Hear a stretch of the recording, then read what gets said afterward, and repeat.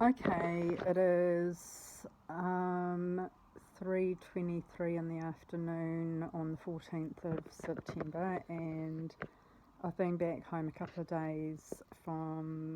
hours, sorry, from I believe it's my fifth police arrest. Um, and I've got two sources of judgment about making this video, and they're both from myself because unfortunately no one else has enough information to advise me.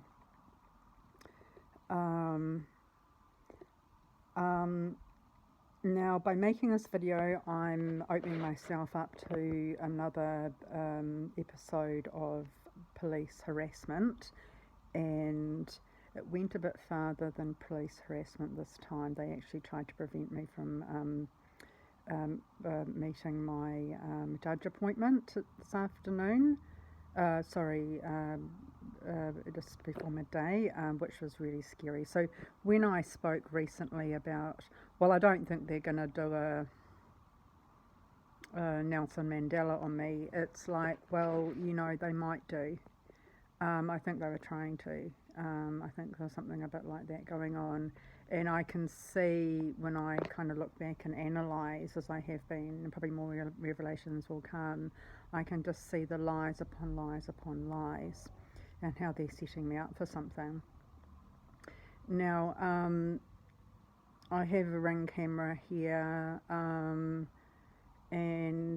I had emailed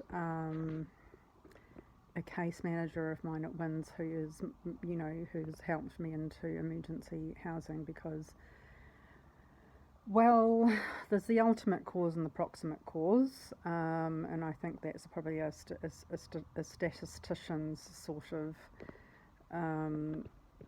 working concept, but it's a philosophical one as well. So it's like, well, who made me homeless? I mean, it is the criminals themselves as individual people, but it's the police who protect them, endorse them, support them, and prior to that, just ignored every complaint I made. So, in another video, I had said, look, if I do disappear, you know where I've gone. I'm going to be in police cells, and because I've made it clear to them I'm suicidal, um, at this point, I would not be at all surprised if they kill me and set it up as a suicide, because they've got enough on record from me to show that I'm suicidal. And I was getting the most bullshit, like, suicide watch checks last night while I was actually taking actions to kill myself, and I hope that those actions do work. But I'm not sure yet. It's a process that may or may not come to fruition. But the thing is with cops is that they're like doctors. It's like whatever they write on the record is regarded by most agencies as being an authentic, almost verbatim account of what happened, whereas most of it is lies. I can't speak for other people's experience with police, but I can speak for some of theirs because I've fallen down into this part of society where police are free to abuse me, criminally, totally criminally abuse me and harass me and assault me. I have encountered other people in that situation, and I've just been more open to their stories, to be honest, because I never used to think this is really something that was true. So shame on me, and I guess this is my karma. Now, police probably will have some influence over YouTube to get videos removed, so I'm going to make it very clear here, cops. YouTube is not the only medium that I'm using to report your misconduct. Now, it's a very, highly usable streaming resource, so it's better for me to use YouTube to I mean, I'm not, I use YouTube less to publicise them to the general YouTube viewership than I do to use it to forward, to send to other people, because it's much easier for people to download streams than, whole files. But I also do have this stuff stored in, you know, Dropbox, but it's not just Dropbox. It's all, like I have a bit of a cross reference going on, and yeah, I know that none of the people following me are supporters. I know that all of you are not. But I've also had a look at my stats recently, as I've seen that most of my viewers, like I've got a far bigger viewership and a lot of return viewers. Now, again, that doesn't mean that they're allies. I mean, no one reaches out to support me. But as I say, once I'm dead, I think this will get more interest.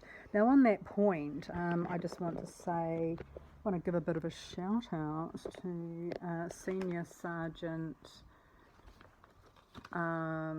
Julie Fifield, and I have a feeling that was I'm going to name names now because I was trying to conceal her name the other day at Papanui Station, but I did see her at Central on my first arrest, so I'm pretty sure that's who she is, known affectionately, which is what people know.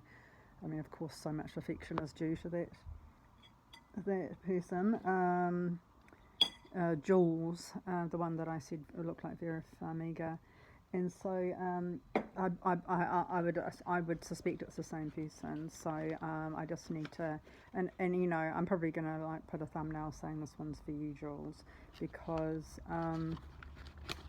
I think I spend more time educating senior sergeants about the law than I do probably working on my own legal case, really. So I don't know, in the cells, like there are these personnel who wear black and they have, well, I don't want to call them bulletproof vests, I'd say what they are is stab-proof vests. And they're in black, but I don't know what that means. But anyway, there's one of them that last time seemed quite nice and this time is just a bitch. And the thing is that I can't personally pin the shitty personality disordered appearance of these particular people on their personalities. I've got to assume that a lot of it's just got to do with the lies perpetuated by the ringleaders of the mob. And even when police are quite decent, they are not well informed. I don't know what's happened to police training. Well, I mean, I know what's happened to police training recently, but I don't know, like, she's definitely older than me. I'm not quite sure why she's so poorly trained, and I'm not so sure, I don't know why Senior Sergeant Julie Fifield is so poorly trained, because she's got to be probably 50 or so as well. Both very, attractive women.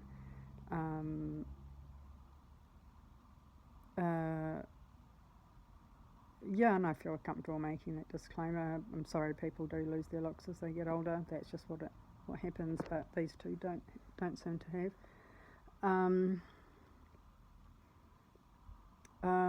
And if it is the same Julie, then Jules, and that's the one at my first arrest who said to me, "You need mental health help," and it's just like, yeah, fuck off, fucking bitch, like you don't know anything about me.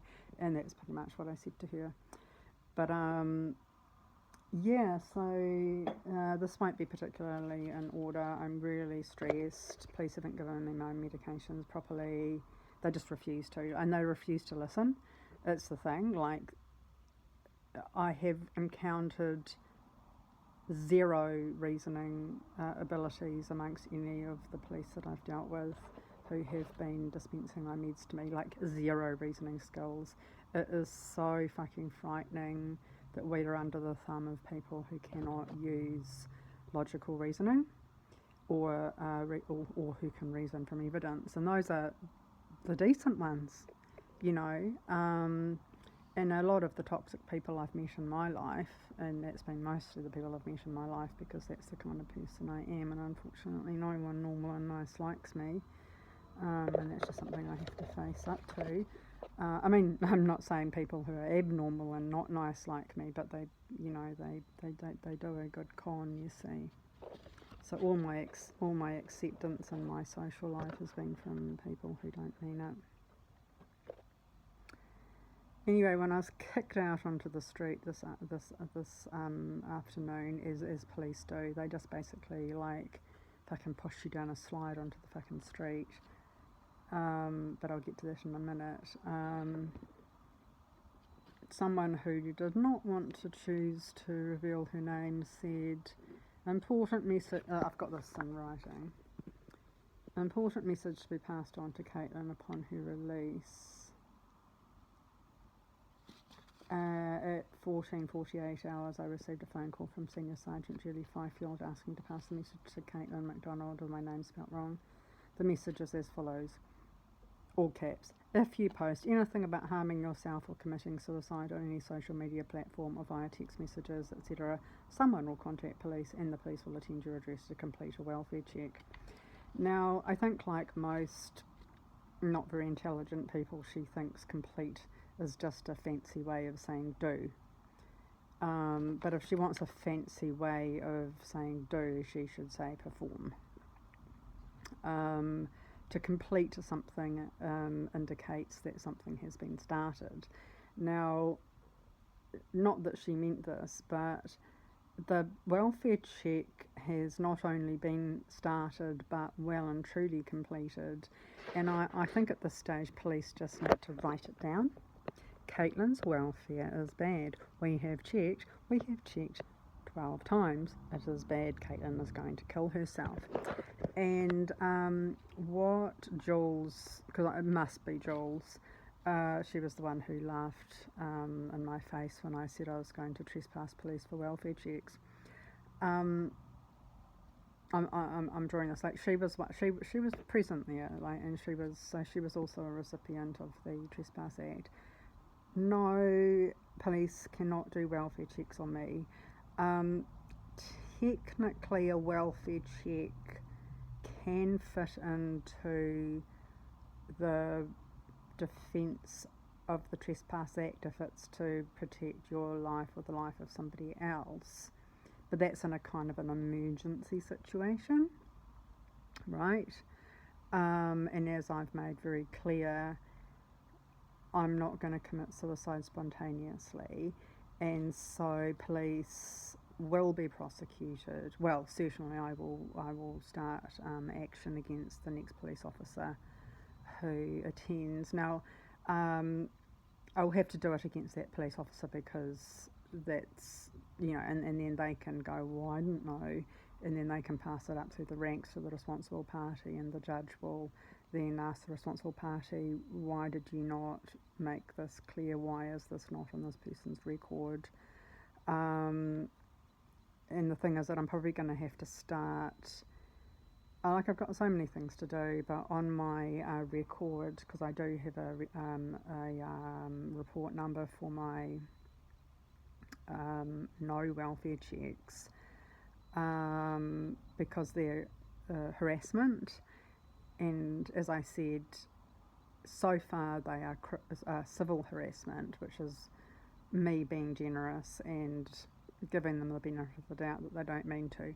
But once the trespass order is in place and they're made aware of it, then it is criminal. And the individuals who turn up may not know that, so they probably won't be, because whoever deploys them is either incompetent or dishonest. But nonetheless, it'll be those people that I file charging documents against, and then the onus is on them, I suppose, to pull it further up the line. That's how I think it must be. because someone's got to be culpable and someone's got to have pause for thought before they turn up and be used as a tool to harass somebody. And yeah, I'll go back to that a little bit because I mean it's so obviously a sham. It's just so, and it's so like it is criminal harassment from police because they are the ones who have guaranteed my suicide. Again, Jules, this is for you, mate. I'm sorry, but my welfare has been checked already, and you're not a very logical thinker. You say if you post anything about harming yourself or committing suicide on a social media platform or via text message, etc., someone will contact police. Now that's a rather strong claim because I have warned people off. If you call a welfare check, clearly not giving a shit about me, because if you gave a shit about me, you'd reach out to help me rather than abuse me. It's clear that you're not concerned about my welfare. It just means that you want to find another way to harass me without getting personally in trouble. But you should know that that's also a criminal offence too. Like if you hire someone to kill your husband, you are still done for murder when justice works. Like the hitman and the woman who commissioned the hitman are both equally culpable for the murder charge, and you don't divide the charge between you. You're equally culpable for the full charge, right? So Jules is now. I'm going to take Jules's message here as a threat to break my Trespass Act, and I'm going to make a complaint about her, I think, because a threat to break a law against a civilian as a senior sergeant is pretty serious, and the effects of police welfare checks on me are at best a fucking irritating time waster, and at worst highly distressing, and at risk of putting me into a cardiovascular event that could end up in a stroke or a heart attack that I may survive and end up completely debilitated. And it's just not really that plausible or credible that they want to check my welfare when, they in between welfare checks, they sort of supplement the welfare checks with beatings and false arrests and general abuse and all that kind of stuff. So, yeah, so Jules, go back to police college, because now that I've got your name on this with an intent to commit a criminal act, I'm going to probably bypass the IPCA. I'm probably going to go straight to court and say that Senior Sergeant Julie Fifield has threatened to break my trespass order, and that is a criminal offence, and she's threatening to commit that. I mean, I've got it in her own words here. So, Jules, just be a little bit careful, okay? Because, if the next time, I've had 2 police visits since I've been here. The first one, bang, bang, bang, welfare check. How soothing. And they do nothing. And the purpose of a welfare check is to see if someone's okay. That's what it is. That is what a welfare check is. It's when someone hasn't heard from someone in a while, or sure, if they're talking about suicide for the first time, but I've been talking about suicide for a long time, and I've been explaining exactly why, and I've been explaining exactly the time frames. So under the Trespass Act, there is no excuse. Like there's no, there's nothing to excuse police from committing a welfare check against me. And I mean that, committing a welfare check against me. It is police harassment at this point, and has been the whole time. And Jules, just to be very, very clear, Senior Constable Julie Fifield, you have threatened to break my Trespass Act order, and I now have reason to take my charging documents to court. I don't know if it's High Court for police or for Trespass Act. I can just go to District Court, but I'm finally charging documents against you, mate. And yeah, so there we go. Now, the other thing is that if Julie's not quite persuaded to stop her criminal behaviour, and as I did tell her and John, I'm just going to call him John now, I'm not going to make any pretences that he's Tim, at Papanui Station, I did say I do have to warn police, because police don't know this, but ignorance of the law is no defence. So, Jules, you've got no leg to stand on unless you